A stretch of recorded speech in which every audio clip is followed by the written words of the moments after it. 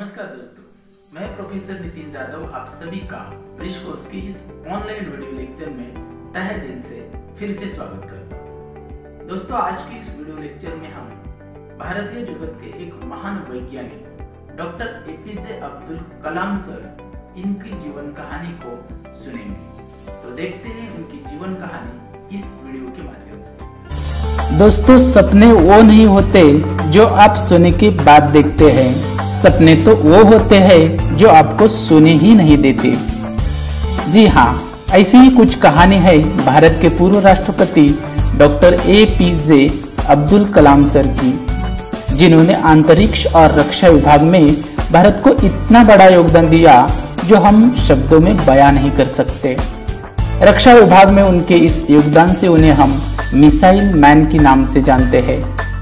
दोस्तों, doctor APJ Abdul Kalam sir 2002 से 2007 इन 5 सालों में भारत के 11वें राष्ट्रपति बने रहे, जिन्हें यह पद टेक्नोलॉजी और साइंस में उनके विशेष योगदान से मिला था, न कि हमारे देश की राजनीति की वजह से। लेकिन दोस्तों, मैं आपको बताने जा रहा हूँ, एक सब कामयाबी उनको इतनी आसानी से नहीं मिली थी। इस सब कामयाबी के पीछे डॉक्टर कलाम सर का एक बहुत बड़ा संघर्ष छुपा हुआ था। आइए इस वीडियो के द्वारा मैं आपको उनका संघर्ष बताता हूँ। दोस्तों, doctor APJ Abdul Kalam sir का जन्म 15 अक्टूबर 1921 में तमिलनाडु के रामेश्वरम में एक मुस्लिम परिवार में हुआ था। रामेश्वरम जो कि पहले मद्रास में था, लेकिन अब वो तमिलनाडु राज्य में है। दोस्तों, डॉक्टर एपीजे अब्दुल कलाम के पिता एक नाविक थे जो रामेश्वरम में आए और वो हिंदू तीर्थयात्रियों को एक तरफ से दूसरे तरफ ले जाते थे। दोस्तों, शुरू से ही उनके परिवार की आर्थिक स्थिति बिल्कुल भी अच्छी नहीं थी। कैसे भी करके 2 वक्त का खाना कमाना, उतना पैसा कमाना, इतना ही उनके लिए बहुत ज्यादा होता था। अपनी घर की आर्थिक स्थिति अच्छी न होने के कारण डॉक्टर कलाम सर को छोटी उम्र में ही काम करना पड़ा। वह अपने घर के लोगों को आर्थिक मदद करने के लिए जब उनका स्कूल छूटता था, उसके बाद घर में आते थे और उसके बाद वो न्यूज़पेपर बेचने का काम करते थे। इतने परिश्रम के बाद भी वह अपना पढ़ाई में पूरा ध्यान लगाते थे। उनके अंदर हमेशा कुछ तो नए सीखने की भूख रहती थी। उन्होंने अपने स्कूल की पढ़ाई पास ही के एक साधारण स्कूल से पूरी की और उसके बाद सेंट जोसेफ कॉलेज में एडमिशन लिया।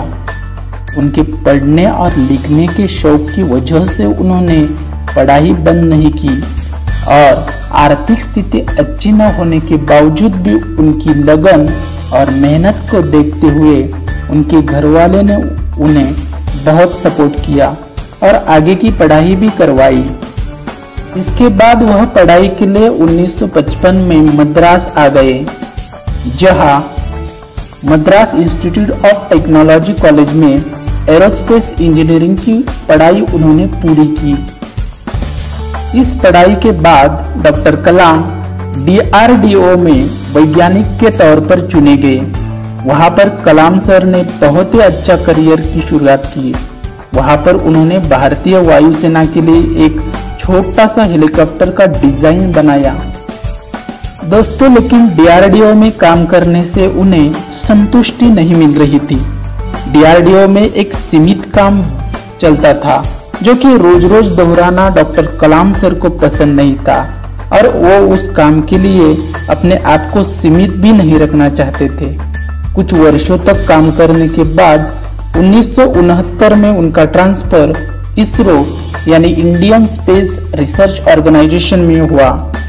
वहां पर वो सैटेलाइट लॉन्चिंग के डायरेक्टर मैनेजर पद पर नियुक्त हुए और ये काम उन्होंने बखूबी निभाया। इस काम के बाद उन्हें एहसास हो गया कि शायद मैं इसी काम के लिए बना हुआ हूँ। उसके बाद उन्होंने कभी पीछे मुड़कर देखा ही नहीं और एक के बाद एक शक्तिशाली मिसाइल भारत को सौंप दी और दुनिया को दिखा दिया भारतीय भी किसी से कम नहीं है। एक अद्भुत वैज्ञानिक के उनके अनेक उपलब्धियों को देखकर 2002 में उन्हें राष्ट्रपति पद का उम्मीदवार बनाया गया और 2007 तक उन्होंने वह पद बखूबी निभाया भी। दोस्तों 2007 के बाद उनकी उम्र बहुत ढल चुकी थी।